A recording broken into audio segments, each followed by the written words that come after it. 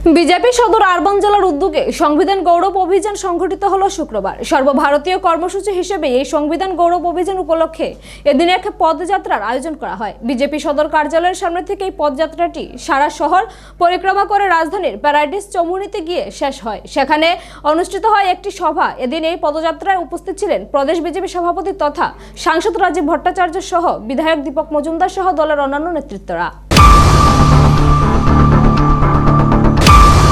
বাবা সাহেব আম্বেদকরকে নিয়ে বিরোধী রাজনৈতিক দলগুলো বেশ কিছুদিন ধরেই জলঘোলা শুরু করেছে। সংসদে কেন্দ্রীয় গৃহমন্ত্রী অমিত শাহের বক্তব্যের একটি অংশকে নিয়ে কংগ্রেস এবং অন্যান্য বিরোধী রাজনৈতিক দলগুলো নানা ধরনের কর্মসূচি গ্রহণ করছে এবং শাসক দলকে সমালোচনায় বিদ্ধ করছে। এরই প্রতিবাদ স্বরূপ বিজেপির শীর্ষ নেতৃত্ব সর্বভারতীয় স্তরে প্রতিবাদ কর্মসূচি গ্রহণ করেছে। রাজ্যেও পালিত হচ্ছে এই কর্মসূচিগুলো। আর এই কর্মসূচির অঙ্গ হিসেবে বিজেপি সদর আরবান জেলার উদ্যোগে সংগঠিত হল সংবিধান গৌরব অভিযান। এদিন এই কর্মসূচি উপলক্ষে একটি র্যালি সংগঠিত হয়। পরে প্যারাডাইস চৌমুহনীতে হয় এক সভা। আয়োজিত এই সভাতে বক্তব্য রাখতে গিয়ে প্রদেশ বিজেপি সভাপতি রাজীব ভট্টাচার্য বলেন, সংবিধান প্রণেতা বাবা সাহেব আম্বেদকরকে নিয়ে ঢং করছে কমিউনিস্ট পার্টি। প্রাক্তন মুখ্যমন্ত্রী মানিক সরকার আম্বেদকরকে নিয়ে কনভেনশন করছেন। তিনি যে ধরনের মন্তব্য করছেন তা বিভ্রান্তিমূলক। ভাঁওতাবাজির চূড়ান্ত সীমায় পৌঁছে গেছেন প্রাক্তন মুখ্যমন্ত্রী। অথচ সিপিআইএমের দলীয় সংবিধানে পরিষ্কার বলা হয়েছে এই দল সংবিধান পরিবর্তন করতে চায়। সোশ্যালিজম কমিউনিজম দেশে প্রতিষ্ঠা করতে সিপিএমের সংবিধানে পরিষ্কার বলা হয়েছে। দেশের একনায়কতন্ত্র কায়েম করার কথা বলা হয়েছে সিপিএমের সংবিধানে। আর এখন এই সিপিএমের নেতৃত্ব ভারতের সংবিধান নিয়ে বড় বড় কথা বলছে। লজ্জা হওয়া উচিত সিপিএম নেতৃত্বের। এই কমিউনিস্টরাই বাবা সাহেব আম্বেদকরকে 1952 সালের সংসদ নির্বাচনে পরাজিত করার জন্য ষড়যন্ত্র করেছিল। আর এখন রাজ্যের মানুষকে মূর্খ বানাচ্ছেন মানিক সরকার।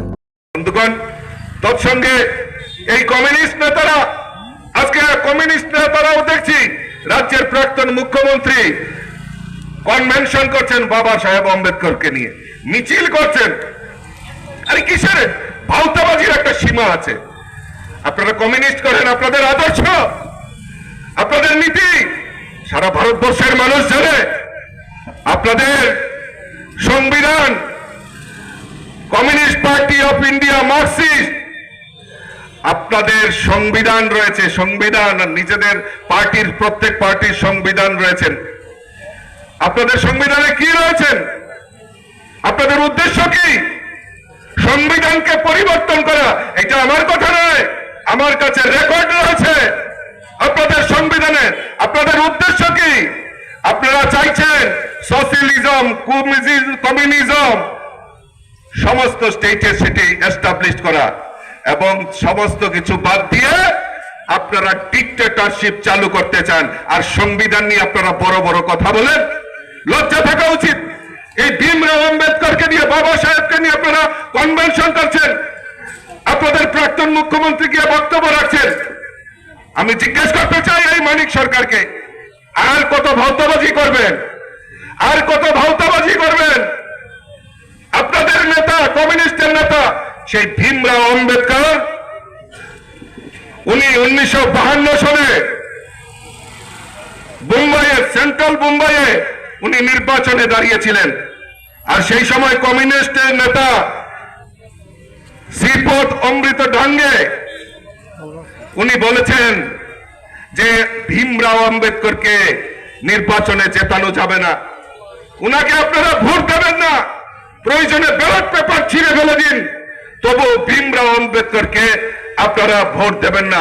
আর আজকে ওই সিপিএম এর নেতা মানিক সরকার কনভেনশনে গিয়ে বক্তব্য রাখছে, বুকা বানাচ্ছেন ত্রিপুরা রাজ্যের মানুষকে। লজ্জা থাকা উচিত। বারবার ভীমরাও আম্বেদকরকে আপনারা অপমান করেছেন, আর এই কংগ্রেসের দোসর হয়ে আপনারা এখন সাধু সাধার চেষ্টা করছেন।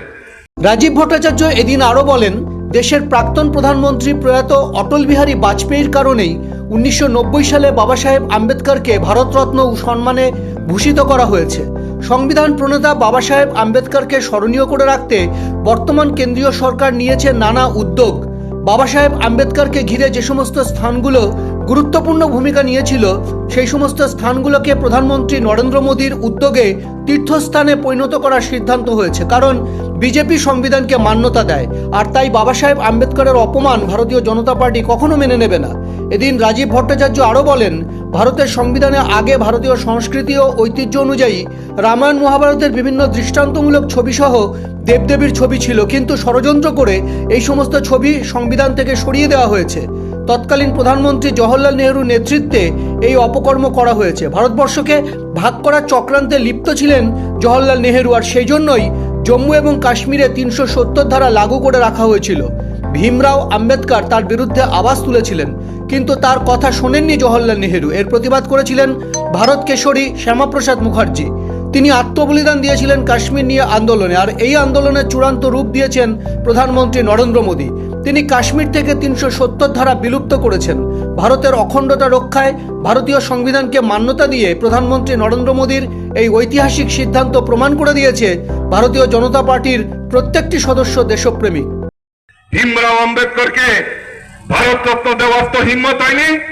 1990 সালে সেই ভারত রত্ন দেওয়া হয়েছিল শুধু ভারতীয় জনতা পার্টি, সেই সময় অটল বিহারী বাজপেয়ীজির আবেদনে।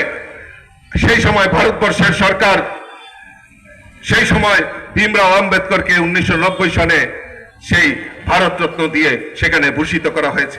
মোদীজির নেতৃত্বে সরকার সিদ্ধান্ত নিয়েছে আমাদের ভীমরাও আম্বেদকরের যে পঞ্চস্থান রয়েছে, সেখানে তীর্থস্থান, ওনার জন্মভূমি, কর্মভূমি, তীর্থভূমি, সমস্ত এই যে 5টা ভূমি রয়েছে, সেখানে মোদীজি সিদ্ধান্ত নিয়েছে এই বাবা সাহেব আম্বেদকরকে ভোলা যাবে না, উনার অপমানকে সহ্য করা যাবে না। তাই এই 5টি স্থলকে উনি তীর্থস্থানে পরিণত করেছেন। এটা ভারতীয় জনতা পার্টি সরকার। আমরা সংবিধানকে মান্যতা দেই, আর এই সংবিধান রচয়িতা ভীমরাও আম্বেদকরকে আমরা সম্মান দিতে জানি।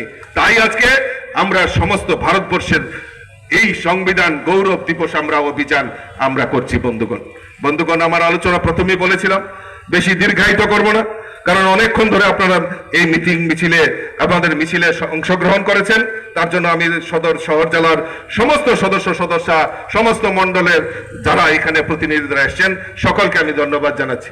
তার পাশাপাশি আমাদের এই রাজ্যের সরকার মানুষের জন্য, মানুষের কল্যাণের জন্য বিভিন্ন পরিকল্পনা নিয়ে, চাহে রাজ্যের গরিব হোক, কৃষক হোক, শ্রমিক হোক, মহিলা হোক, যুবক হোক, সরকারি কর্মচারী হোক, প্রত্যেকের জন্য কিছু না কিছু পরিকল্পনার মাধ্যমে আমাদের রাজ্যের সরকার মানুষের জন্য যে কাজ করা, মানুষের জন্য যে সংরক্ষিত কাজ, আমাদের রাজ্যের মাননীয় মুখ্যমন্ত্রীর নেতৃত্বে আজকে ভারতবর্ষের সমস্ত জায়গায় আজকে ত্রিপুরা রাজ্যের এই ডাবল ইঞ্জিনের সরকার বিভিন্ন যুগান্তকারী সিদ্ধান্ত নিয়ে আমাদের সরকার কাজ করছে। বন্ধুগণ, ইতিমধ্যে আপনারা দেখেছেন গত 2 দিন আগেই আমাদের অ্যাসেম্বলি হয়েছে, সেখানে রাজ্যের মাননীয় মুখ্যমন্ত্রী আমাদের মোদীজির যে সংকল্প, সেই সংকল্পকে বাস্তবায়নের জন্য আজকে মহিলা থেকে শুরু করে, যুবক থেকে শুরু করে সমস্ত অংশের মানুষের জন্য আজকে আত্মনির্ভর ত্রিপুরার দিকে লক্ষ্যমাত্রা রেখে আমাদের সরকার কাজ করছে। বন্ধুগণ, এই সরকারের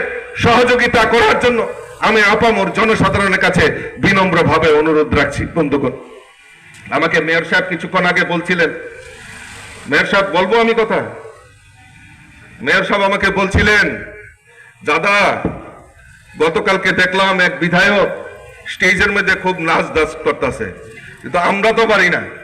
আপনি পারবেন কোথায়? আপনার নাচের হিম্মত নেই।